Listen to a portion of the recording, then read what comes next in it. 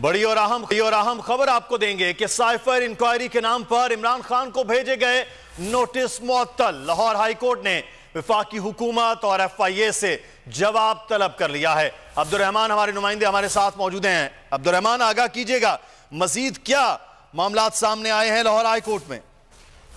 Lahore high court के justice Asad Javed दुराल ने इमरान खान को साइफर इंक्वायरी के नाम पर भेजे गए नोटिस जो है मुअत्तल कर दिए हैं। अदालत ने वफाकी हुकूमत और FIA को नोटिस जारी करते हुए 22 दिसंबर को जवाब तलब कर लिया है, जबकि इमरान खान के वकील सलमान सफ्दर ने अदालत के रूबरू बताया कि FIA सिर्फ बिलाजवाब नोटिस भेज रहा है, कानून में इसकी गुंजाइश नहीं।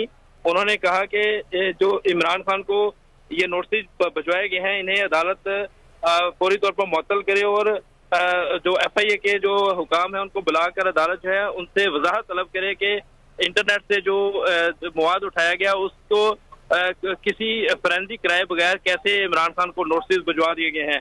उन्होंने मजीद दलाइल देते हुए कहा कि ऐसी जो हसास मालूमात हैं वो इंटरनेट पर जो लीक नहीं हो सकती थी और FIA ने इंटरनेट पर मौजूद डाटा को बुनियाद बनाकर आप हमें तफसीलात से आगाह कर रहे थे, बहुत शुक्रिया आपका।